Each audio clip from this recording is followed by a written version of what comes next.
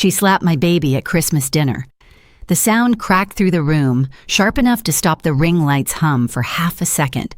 My son's cry folded into silence, but no one looked at him. Not my sister, not my parents. They just stared at me, waiting for the usual me apologizing, me shrinking, me overreacting. I didn't move, but someone else did. My husband pushed his chair back, slow and deliberate, the kind of movement that changes a room before a word is spoken. He looked her dead in the eye and said quietly, "Get out." And I had already prepared everything in silence, trading it for the rest of my life. Stay and tell me whether I was right or wrong. I grew up learning how to disappear long before I understood what the word meant. At 10, I used to stand at the far end of my grandparents' dining room, right beside the old wooden chair with the faded seat. Everyone knew it as the extra chair. I knew it as mine. From there, I watched my sister Marlene, 2 years older, louder, already treated like a spotlight was following her, get moved into the center of every family photo. My mother, Evelyn, would fix her hair, lift her chin, and say, "There, perfect." If I stepped forward, she'd guide me back with a gentle hand and a practiced smile. "Let your sister shine." My father, Harold, never argued. He'd simply adjust the camera settings, pretending not to see me hovering in the corner, pretending not to hear the scrape of that lonely chair as I sat down again. The pattern didn't start there, but that's the first place I can remember feeling it in my bones. When I brought home an award from school, Marlene accidentally spilled juice on the certificate. Mom rushed to comfort her instead of checking on me. She didn't mean it, she said. "You know your sister is sensitive." Sensitive. I heard that word more often than my name. Anytime I hesitated, questioned, or simply existed in the wrong moment, Mom whispered it like a diagnosis meant to excuse everyone else. Dad's contribution was a quiet, steady neutrality. "Don't make this bigger than it is," he'd murmur. That sentence followed me through childhood the way my shadow did, clothes unavoidable flattening. As teenagers, the gap widened. When Marlene wanted concert tickets, I was told to hand over the money I'd saved from babysitting. "You're good with planning," Mom said, as if responsibility was a natural resource I owed them. When I needed a ride to a school project, they forgot. Twice. The third time, Dad simply said, "Ask your sister," even though she had already left with friends. When I turned 18, I thought adulthood would break the pattern. It didn't. At holiday dinners, Marlene's stories filled the table. If I spoke, someone interrupted. If I disagreed, the room stiffened. "Joy, you're reading too much into things," Mom would say. And there it was again, the cue to quiet myself before the entire table turned. Years passed. I moved out, built my own life, my own rhythms. But the old programming stayed, step back, soften. Don't disturb the balance that protects everyone but you. I didn't fully see the cost of that silence until Rowan was born. When my son cried and Marlene shouted at me for overreacting, something small cracked inside me. Something old. Something shaped like that faded wooden chair. It didn't break open yet, but it shifted enough for me to notice. Looking back, I can name the moment the pattern cemented itself. It was that night, standing behind the camera flashes, when Mom turned to me and said, "Joy, stop being so sensitive." That was the day I learned my place in this family. The house was quiet after Christmas dinner, the kind of quiet that doesn't feel peaceful, just heavy. I was in the hallway, rocking Rowan, feeling the rise and fall of his breath against my shoulder. The red mark on his cheek had softened, but it was still there, faint and accusing, under the warm lamplight. I heard footsteps behind me. Slow. Confident. I didn't need to turn to know it was Marlene. My sister stopped a few feet away, arms crossed, her voice already shaped into the tone she used whenever she wanted to win without looking cruel. "You made a scene," she said. "Honestly, Joy, you're overreacting. Again. Again." The word landed like an old bruise reopening. I didn't answer. I adjusted Rowan in my arms, pressing my hand against his back, letting the motion anchor me. Silence usually ended arguments in our family because silence meant surrender. She waited for it the way she always did. When she didn't get the reaction she wanted, she sighed loudly like I had inconvenienced her.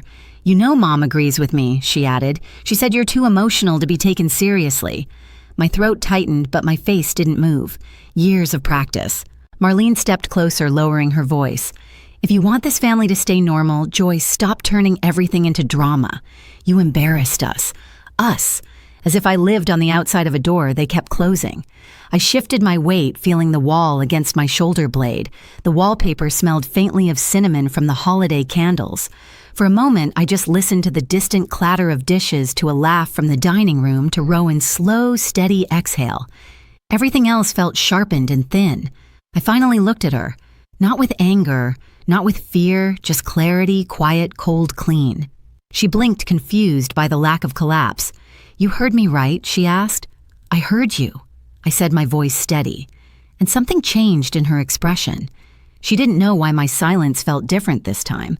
She only knew it didn't bend. When I walked away, she didn't follow. She didn't understand that the moment she called me dramatic, the script they had written for me my whole life finally started to dissolve. I didn't break. I didn't snap. I simply stopped shrinking.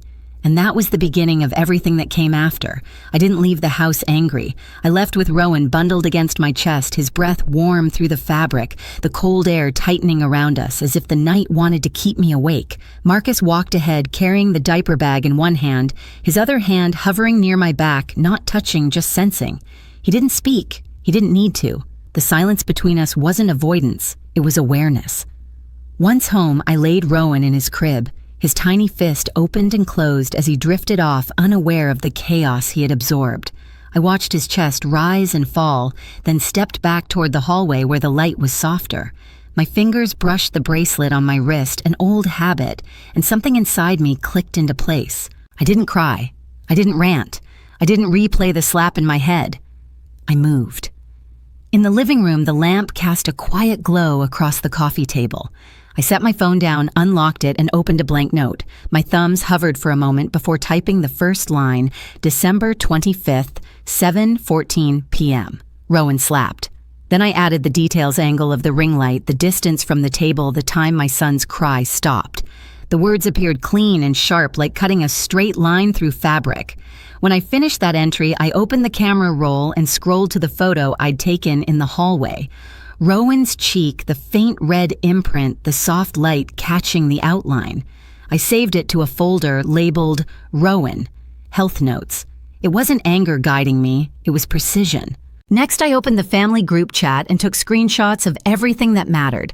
My mother's dismissive text from last month, Marlene's messages about filming content, Evelyn telling me not to ruin the vibe with my concerns. Each screenshot went into its own labeled folder. After that, I opened the spreadsheet I used for household planning. I created a new tab. Timeline, another tab. Witness observations, another. Communication logs. My fingers moved faster as the structure built itself under my hands. I tucked my legs under me on the couch and leaned forward, adjusting the blanket draped over the armrest. The house was quiet, except for the soft click of the keyboard and the low hum of the heater. Marcus walked into the room, paused behind me, and placed a warm mug of tea at my elbow. He didn't ask what I was doing. He saw the folders, the screenshots, the photo of Rowan. He only said, "Take your time," then stepped back, giving me space to continue. I didn't need permission. I needed clarity.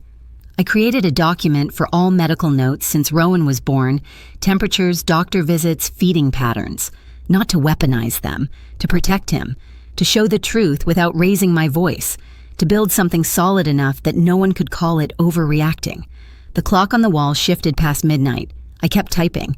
At one point, I opened the billing folder, payments, receipts, the usual paper trail of adulthood. I scanned through files, noting dates, cross-referencing them with conversations, aligning patterns I had ignored out of habit.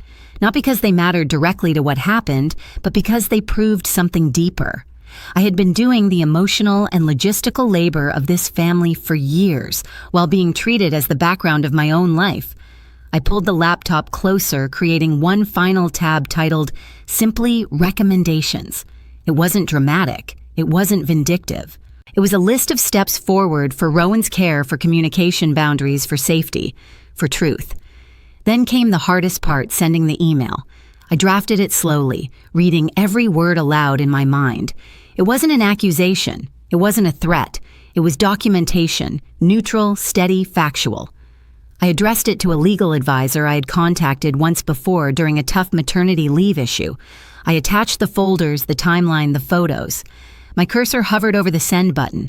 I exhaled once, deep and quiet, then pressed it. The whoosh of the email leaving my outbox sounded like a door closing softly. Not dramatic, just final. Marcus returned, leaning against the doorway. "You're sure?" he asked. "Yes," I said. "I'm done being the only one who remembers what actually happened." I stood and stretched, feeling the ache in my shoulders for the first time. The living room looked the same as always, lamp couch toys in a basket, but the air felt different, like stepping into a room that had just been cleaned of something invisible. I walked to Rowan's crib and rested my hand lightly on his back, feeling the steady rhythm of his breathing. His innocence felt heavier now, not because it needed protection, but because I finally understood what protection looked like. Strength doesn't always rise with volume. Sometimes it rises with documentation. Sometimes it rises with silence. And as I stood there watching my son, I knew one thing with absolute certainty. This time, I wouldn't fix what they had broken. The house looked different when we returned a few days later. Not decorated, not warm, just dim. The leftover holiday lights blinked unevenly in the window like they were tired of pretending. We were there because my mother insisted on a family talk. Her tone on the phone had been clipped defensive. She didn't ask how Rowan was doing. Marcus carried Rowan in his car seat, setting it gently near the doorway. I kept my coat on. The air in the dining room still smelled faintly of cinnamon and something metallic. The ring light from Christmas dinner sat on the floor, unplugged, its legs sprawled like a broken tripod. Marlene was already at the table, arms crossed, expression rehearsed somewhere between indignation and innocence. My mother hovered behind her as if shielding her from an accusation no one had spoken yet. My father adjusted a chair but didn't sit, watching Marcus with a wary caution that hadn't existed before. "Joy," Mom began, "we all think you misunderstood what happened." The familiar line, a script I had lived in for years. Before I could answer, Marlene added, "You made everything worse by sending that email. You blindsided us." I looked at her, then at the table. The same table where my baby had been slapped. The same table where silence had been louder than his cry. Marcus didn't sit. He placed both hands on the back of a chair, the tension in his arms controlled, contained. "We're here so everyone can hear the truth," he said, voice level. Mom scoffed. "The truth Joy has always—" She stopped when Marcus straightened. He wasn't a man who used volume. He used presence, and right now the room felt smaller because of it. I reached into my bag and placed a thin folder on the table. No dramatics, just paper.